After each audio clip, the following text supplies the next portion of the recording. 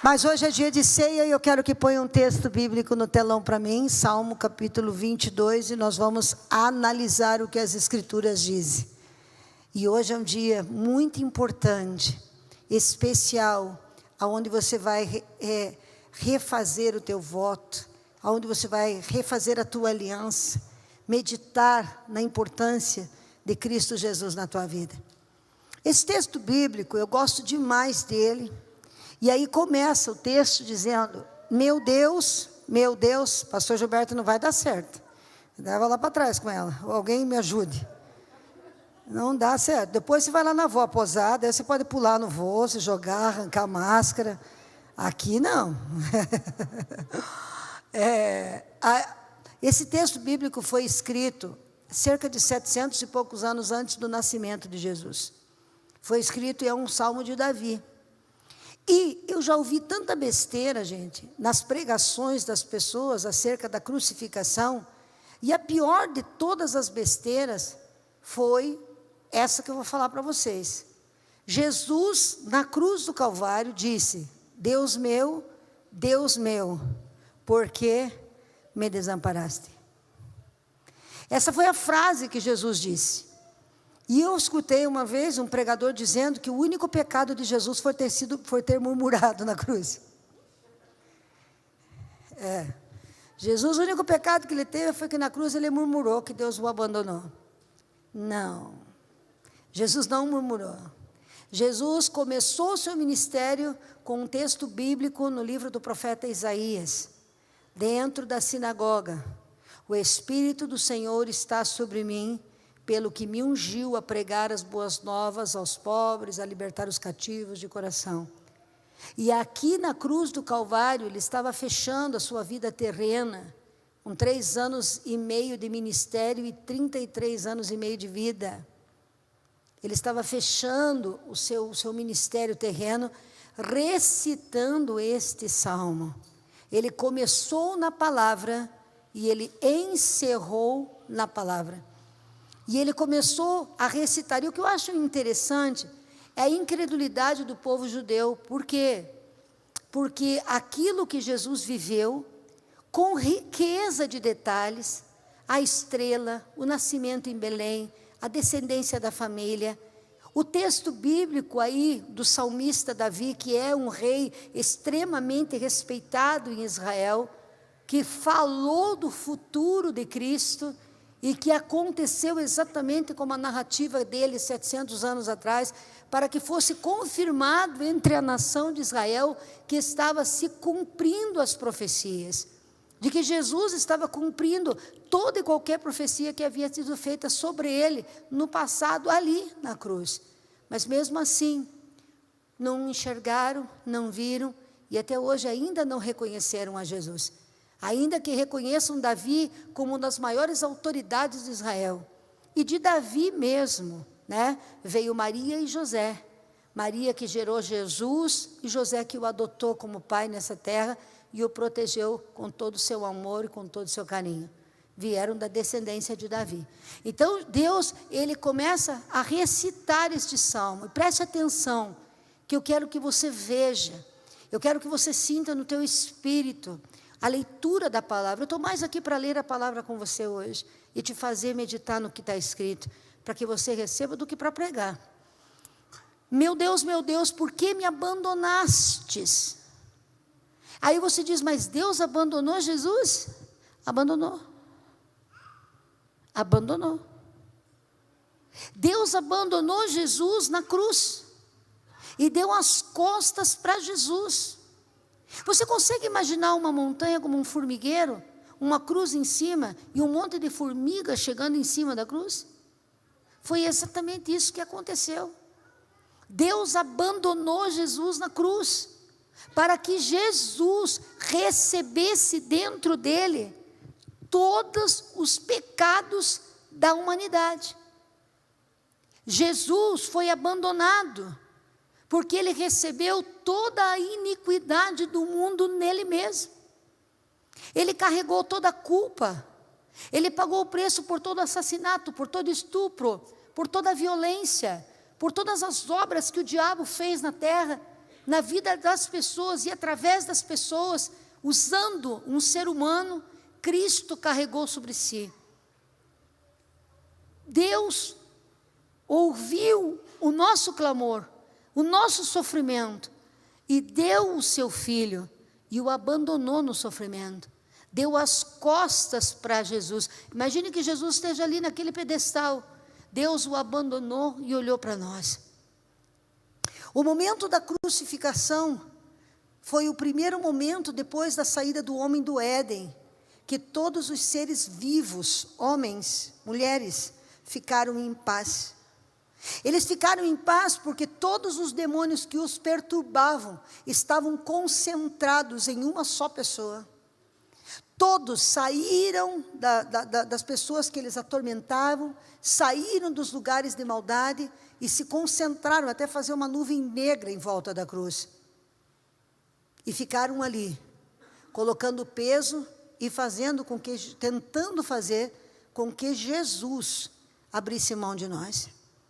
Mas Jesus, nesse momento, nos colocou acima da sua própria vida. Deus, nesse momento, nos colocou acima do seu próprio Filho. Naquele momento de cruz, para Deus mais importante era nós do que o seu Filho, porque o seu Filho era a oferta para nos salvar. Naquele momento, para Jesus, a vida dele era menos importante do que a nossa, porque ele nos colocou na sua mão e não abriu mão de nós, porque se ele tivesse pedido para Deus o tirar dali, Deus o teria tirado. Ele não pediu para Deus tirar ele dali, mas ele falava para o Pai exatamente o que ele estava sentindo.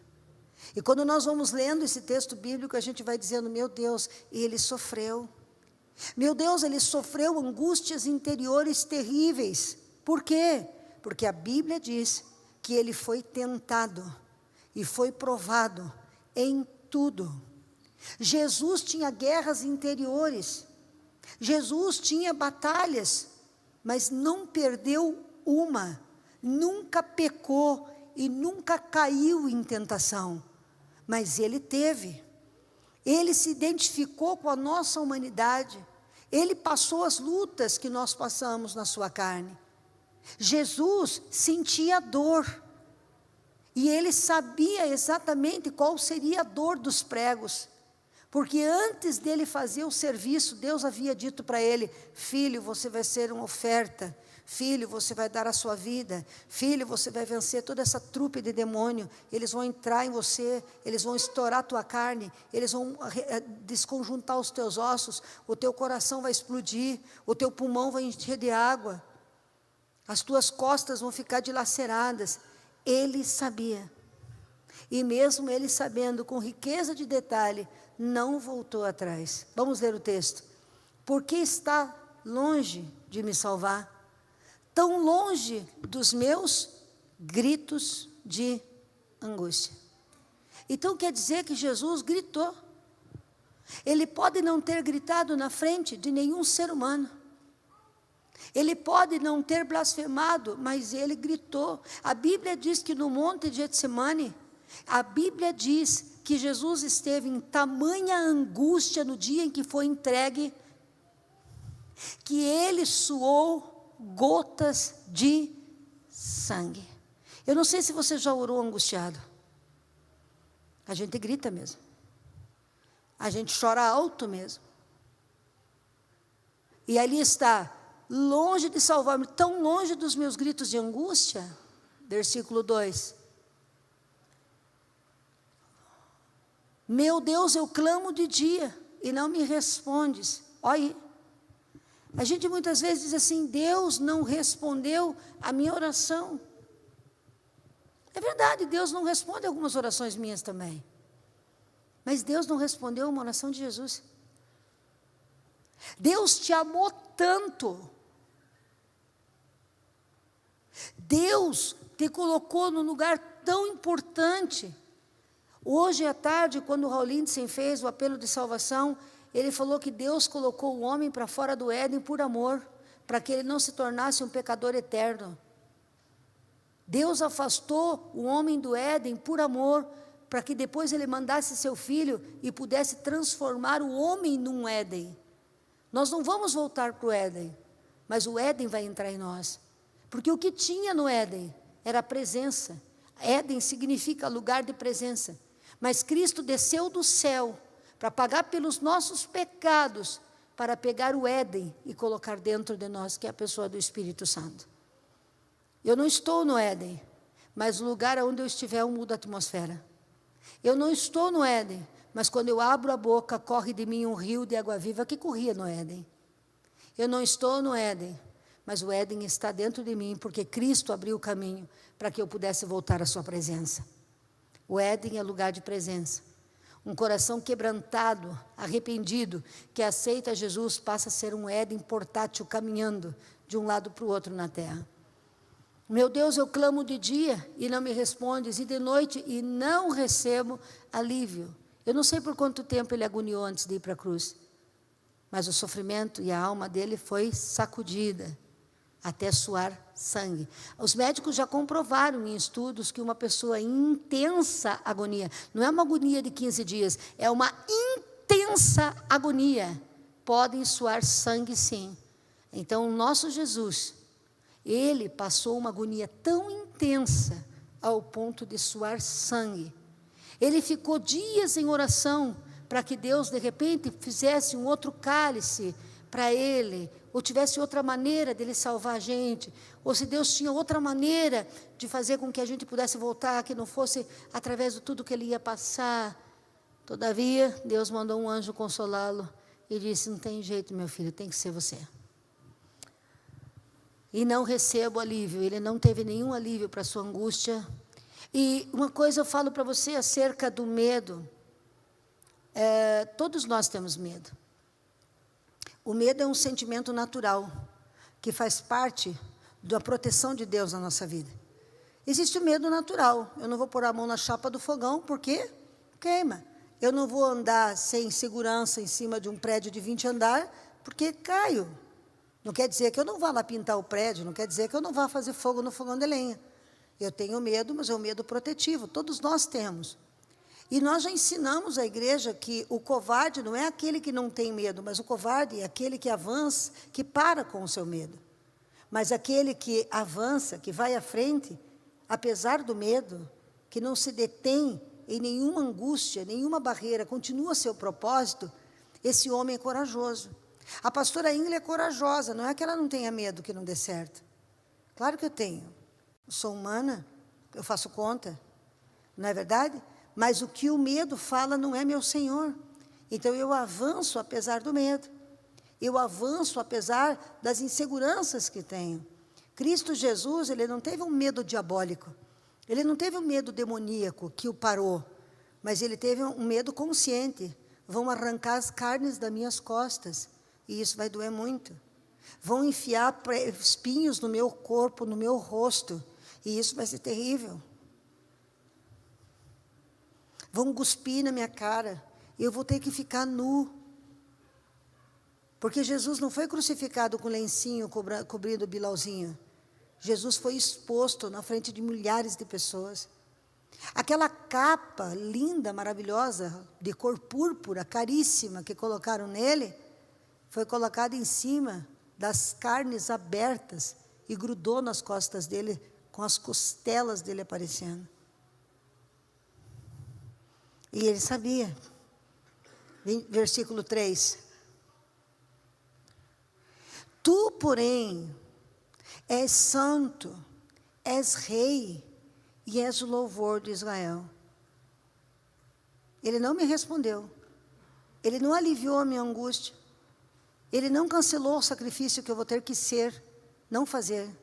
Porque é difícil, é diferente entre fazer um sacrifício e ser o sacrifício. Ele era a ovelha que estava amarradinha lá no monte quando Isaac foi liberado.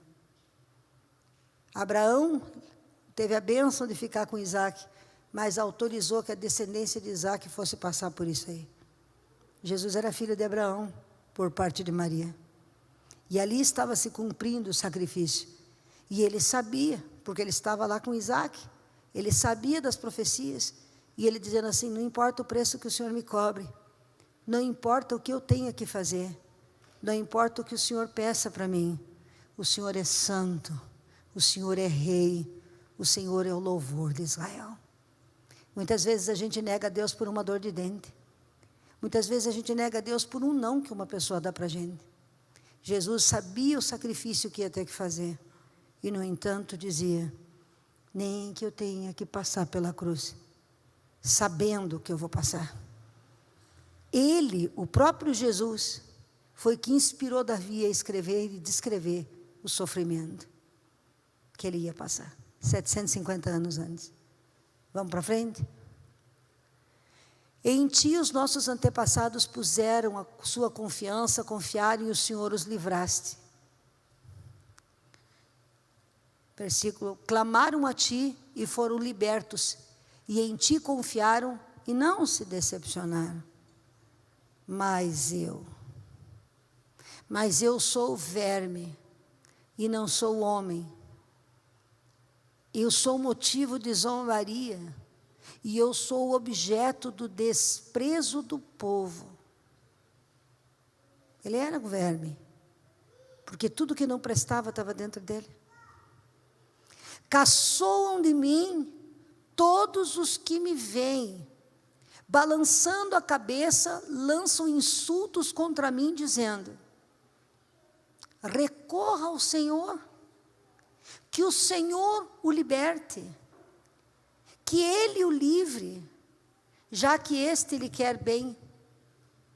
Contudo, tu mesmo me tiraste do ventre e me deste segurança junto ao seio de minha mãe. Foi Deus que levou ele para a manjedoura, para não ser morto na perseguição de Herodes. Foi Deus que levou ele para o Egito, a aguardar a morte de Herodes e proveu recurso para que ele pudesse ser sustentado e criado com abundância. Desde o ventre da minha mãe. Veja lá, verso 10. Desde que nasci foi entregue a ti, e desde o ventre da minha mãe tu és meu Deus. Olha que lindo.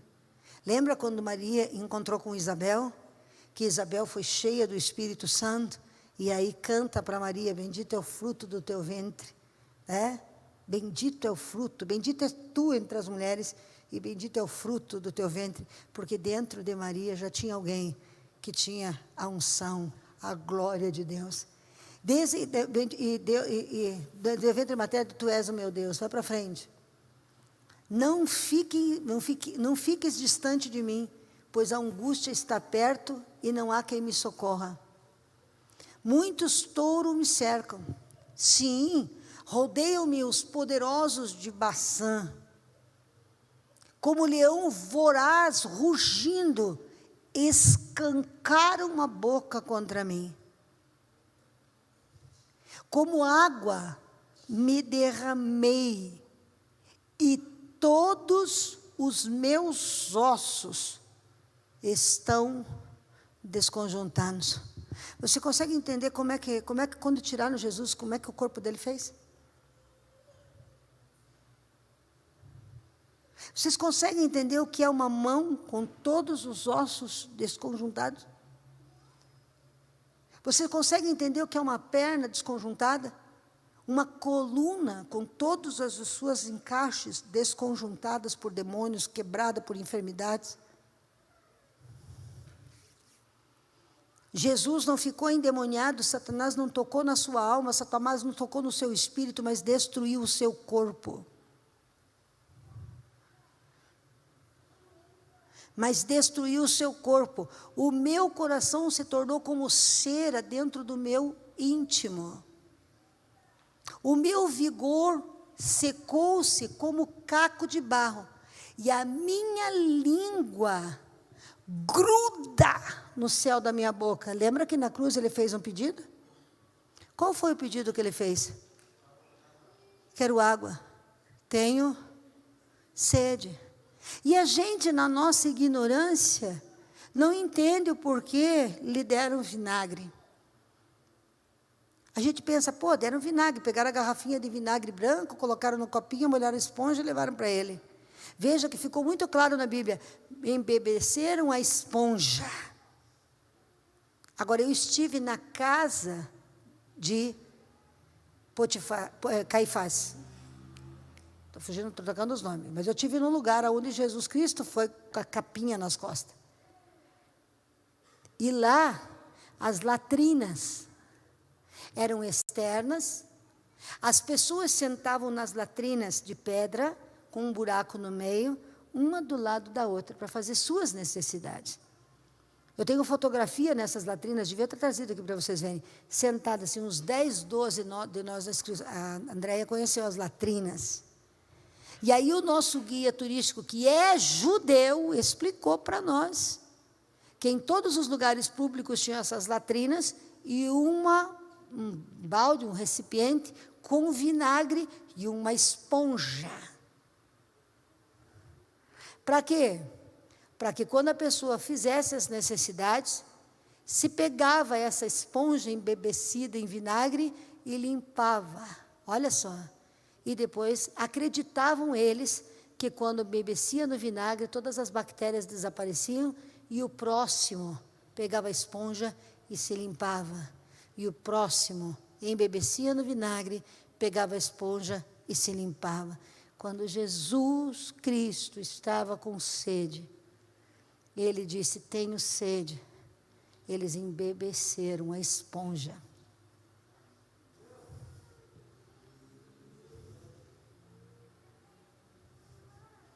Eles embebeceram a esponja no vinagre e levaram até a boca dele. E ele recusou.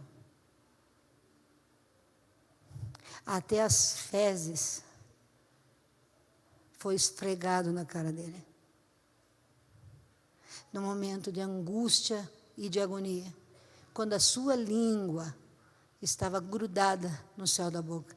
Nesse momento ele poderia ter aberto mão de nós. Eu não pedi nada. Eu só disse, tenho sede. E eles, que eu estou aqui carregando o pecado deles, carregando a dor deles, carregando todas as coisas deles, eles vêm e oferecem vinagre. E ali não tinha demônio, porque os demônios estavam dentro de Jesus, ali era a natureza caída do homem mesmo. Os demônios estavam todos torturando Jesus, quebrando Jesus, desconjuntando os ossos. Jesus poderia ter me jogado fora. Jesus poderia ter jogado você fora. Jesus poderia ter esquecido de nós. No entanto, Ele deu tanto valor à nossa vida, que Ele termina a sua vida em Lucas 23, 34. Não precisa pôr no telão. Dizendo, Pai, perdoa-lhes. Eles não sabem o que fazem. Porque geralmente o ser humano não sabe o que faz quando recusa Jesus. Vamos seguir. Cães me rodeiam, um bando de homens mau me cercou, perfuraram minhas mãos e meus pés. Pronto, aí tirou a dúvida de se era o texto que falava de Jesus. Perfuraram minhas mãos e meus pés, verso 17. Posso contar todos os meus ossos. As costas dele, aparecia todas as costelas, porque 9 pedaços de pedra ou de osso, por 39 vezes, entraram na pouca carne das suas costas, grudaram e arrancaram. Então apareceu todos os seus ossos, exposto nas costas, e desconjuntado, ficavam completamente à vista. Mas eles me olham com desprezo, dividiram as minhas roupas entre si, e lançaram sorte sobre as minhas vestes.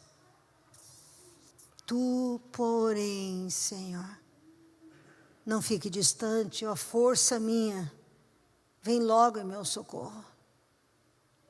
Livra-me da espada e livra minha alma do ataque, a minha vida do ataque dos cães. Salva-me da boca dos leões. Ele está falando dos demônios. Do chifre dos bois selvagens. e tu me respondestes.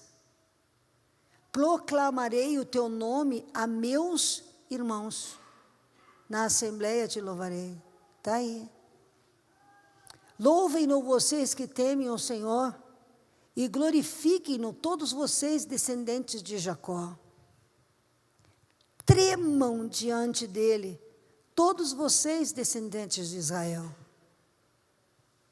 Pois ele não menosprezou e nem repudiou o sofrimento do aflito, não escondeu dele o rosto, mas ouviu o seu grito de socorro.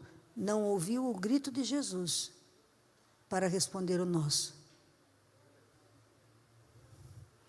Ele não ouviu o grito de Jesus quando pedia socorro, na sua angústia, ao ponto de chegar a gotas de sangue, porque ele estava ouvindo o nosso grito de socorro. E Jesus dizendo: ei, vocês o adorem, ei, vocês o sirvam, porque ele ouviu o grito de socorro. Versículo 25. De ti vem o tema do meu louvor na grande assembleia. Na presença dos que te temem, cumprirei os meus votos. Os pobres comerão até ficarem satisfeitos. E aqueles que te buscam, Senhor, que buscam o Senhor, o louvarão. Que vocês tenham vida longa. Isaías, capítulo de número 52, verso 14. Assim como houve muitos, é outro profeta messiânico falando da crucificação, também quase no mesmo tempo e época que Davi, perto de 600 e pouco a 700 anos. Assim como houve muitos que ficaram pasmados diante dele, espantados, aterrorizados, são sinônimos, atônitos diante dele. Sua aparência estava tão desfigurada que ele se tornou irreconhecível como homem. Não parecia mais um ser humano.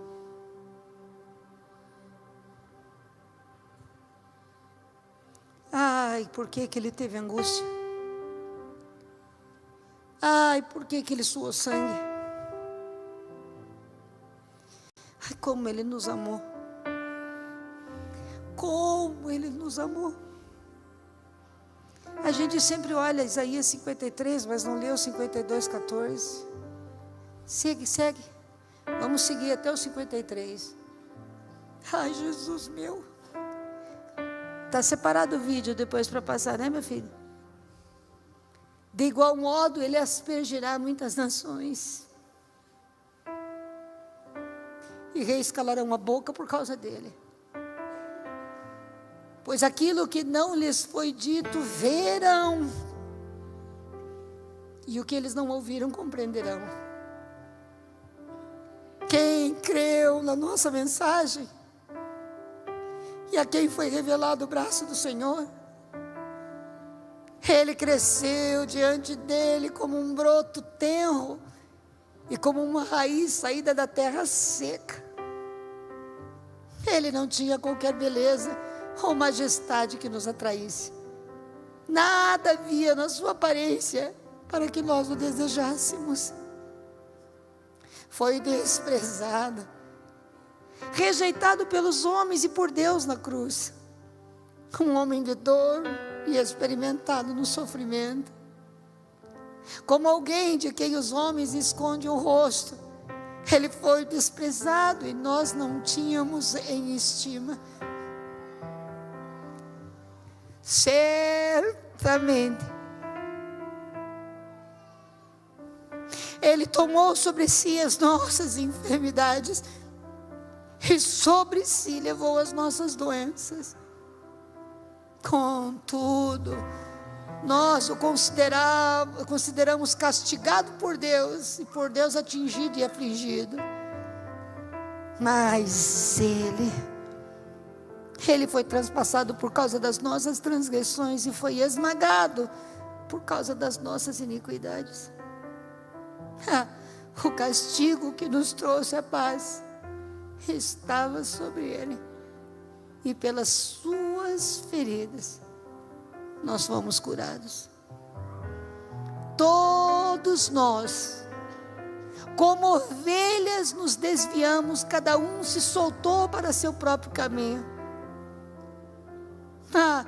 E o Senhor fez cair sobre ele a iniquidade de todos nós. Meu Deus, ele foi oprimido, afligido, e contudo não abriu a sua boca. Como um cordeiro, ele foi levado para o matadouro, e como uma ovelha diante dos seus tosqueadores, fica calada e não abriu a sua boca. Com o julgamento opressivo, humilhante, foi levado. E quem pode falar dos seus descendentes? Não tem. Porque ele foi eliminado da terra dos viventes por causa da transgressão nossa. Ele foi golpeado. Foi-lhe dado um túmulo entre os ímpios e com os ricos na sua morte. Embora não tivesse cometido nenhuma violência e nem houvesse mentira nenhuma na sua boca, contudo foi à vontade,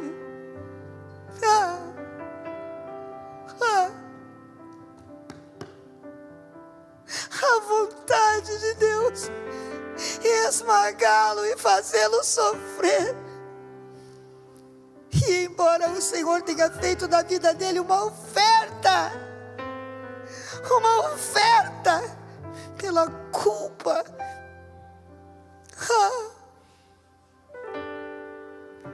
11.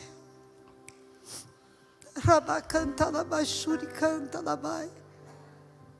Churalabachai. Contudo, foi da vontade do Senhor esmagá-lo e fazê-lo sofrer.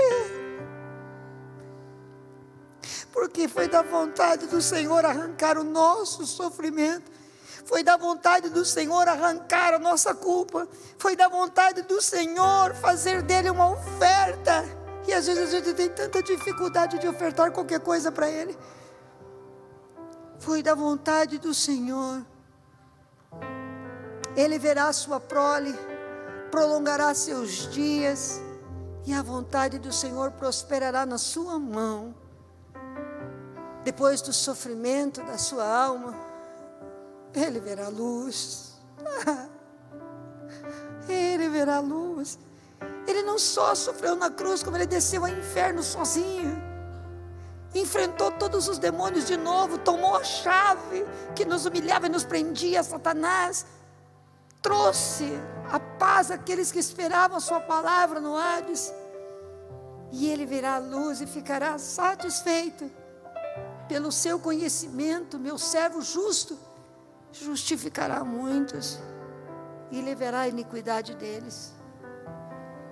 Por isso, eu lhe darei uma porção entre os grandes, e Ele dividirá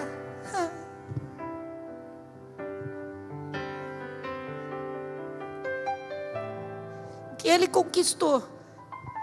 Ele vai dividir o que Ele conquistou com os fortes. Os despojos do seu sacrifício, o que Ele conquistou na sua guerra, Ele vai dar para os fortes.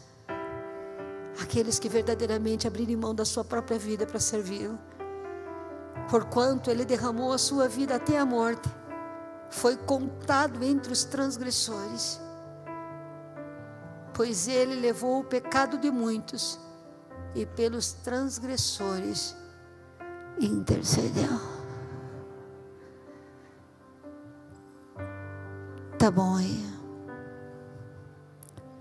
Pegue o teu ceia na mão.